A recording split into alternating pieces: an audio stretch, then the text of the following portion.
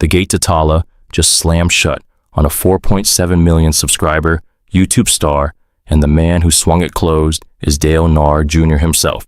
Cleetus McFarlane had the car, the team, the fan base, and the momentum. Richard Childress Racing was behind him. The O'Reilly Auto Parts Series slot was lined up. Talladega Superspeedway was next on the calendar, and then NASCAR said no, not never, but a very firm, very public, not yet. The moment Dale Earnhardt Jr. explained exactly why the entire conversation shifted from internet noise into a legitimate racing story that the sport cannot ignore.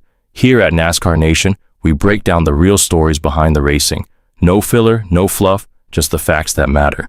We are closing in on our first 1,000 subscribers, and if this kind of coverage is what you want to see more of, hit subscribe right now. Drop a like, share this video with a fellow NASCAR fan, and let's build this community together. Every single subscriber counts as we grow this channel. Before the tallied good denial, there was Rockingham. That race is the entire reason this story exists. Cleetus McFarlane made his O'Reilly debut with Richard Childress Racing, one of the most respected outfits in the sport, with real resources, real personnel, and a real chance to prove something. Dale Earnhardt Jr. had given him clear instructions beforehand. Stay out of the news. Don't try to do any hero stuff. Just go out there, run the laps, learn. I don't care where he finishes. What actually happened on race day told a different story. On lap 3, Cleetus attempted a 3-wide pass and spun out. He spun out multiple additional times throughout the race. He collected a pit road speeding penalty. He finished 30 seconds back, 6 laps down. The car came home mostly intact, and he did not collect anyone else, but the performance was uneven by any honest measure. Dale Jr. added critical context that most people completely missed. It's a hard tire and a relatively repaved surface. It's got a very small window before you bust your ass. I actually expected him to wreck. He didn't. That was a surprise. That surprise, however, was not enough to change what Dale Jr. had already concluded from the full body of evidence he had reviewed. Mark Martin delivered his honest assessment with equal precision. He didn't exceed my expectations. He had tremendous assets going into it, the tests, the people surrounding him, but he still got over his skis multiple times. His driving talent saved it. Many other drivers would have wiped that car out. Calpiti noted that Cleetus explored parts of Rockingham very few drivers have ever seen, which is one way to frame it. Finishing Rockingham was not a triumph, but it was not nothing either. And that tension is exactly why what came next became so complicated. NASCAR's official ruling was direct. Cleetus was not approved for the April 25th O'Reilly race at Talladega Superspeedway, but the full picture matters. John Probst, NASCAR's senior vice president of racing operations, was explicit. Cleetus remains fully approved for all ARCA, all Truck Series, and O'Reilly short track events without restriction. Probst stated clearly, "We'd like to see more out of Cleetus in the short tracks. We're not saying no. There is just more we'd like to see before we approve him for Talladega." He also made a point of saying NASCAR is filled with Cleetus fans who deeply appreciate what he brings to the sport.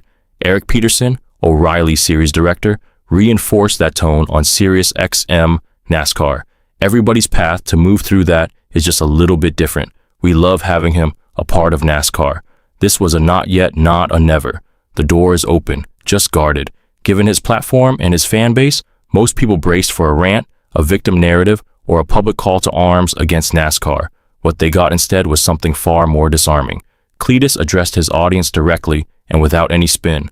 "Ladies and gentlemen, I wanted you to hear it from me first. I have been denied by NASCAR to run Talladega." He then acknowledged the race with full honesty. "Well, granted, it was a pretty hectic race. I tried to pass someone 3 wide on the 3rd lap, spun out a few more times." He put the entire timeline into honest context without a single excuse. "This opportunity landed about 2 months ago.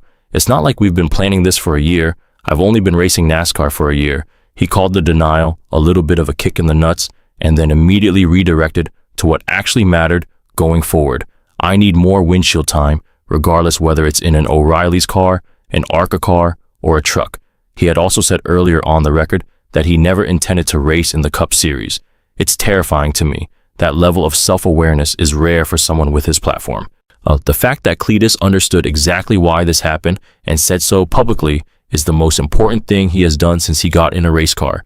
Dale Earnhardt Jr. watched everything, the truck test with Nye Motorsports, the O'Reilly test with RCR, and the complete Rockingham M race, all reviewed on video thoroughly. His verdict stated plainly, "I saw enough to not approve him for Daytona or Talladega in the O'Reilly series." What he specifically observed across all three sessions, Cleetus lost control of the car or truck in every single instance. He walled the truck off turn 2 during the Nice Motorsports test. Multiple loss of control moments at Rockingham confirmed a pattern, not an isolated incident. But Dale Jr. was not dismissing Cleetus, and he was precise about that distinction. To do what he did this weekend for a guy with no racing background, didn't grow up in a racing family, didn't grow up around racetracks, what he did was really phenomenal. He credited Cleetus's ability to push any vehicle to its absolute limit as a genuinely transferable skill with real value. His prescribed path forward was specific. 1, 2, maybe 3 more events before any O'Reilly Superspeedway conversation returns. Bristol ARCA bull rings, short tracks, truck races under a mile. In his own words, Toledo is definitely not the next step. He is not closing the door. He's standing in front of it and saying, "Earn this first." Mark Martin's perspective might be the most balanced of everything said publicly. He is simultaneously supporting Cleetus and supporting the denial. And he makes both positions hold together without contradiction. His core argument is straightforward. Talent is real, but talent is not the same as race readiness. What he believes Cleetus should have done first, win late model races, build a proper foundation. He laid out a clear benchmark. If you win the Snowball Derby, you've written your ticket. You can go straight to an O'Reilly race on a superspeedway. He pointed to ARCA specifically as the correct developmental lane. That's an easy place to learn where it's not a hornet's nest. His Rockingham M Red match, Dale Jr.'s conclusion, by a completely different road, got over his skis multiple times, but many other drivers would have wiped that car out in some of those slides. And the single most quotable thing Mark Martin said about the entire situation, he can drive. He's just got to learn to drive these cars on these tracks. 2 legends, 2 different roads, 1 destination. The talent is interesting.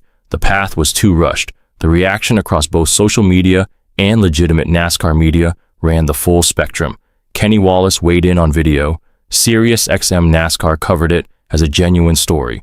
One camp called Cleetus' supporters the most delusional people on the planet.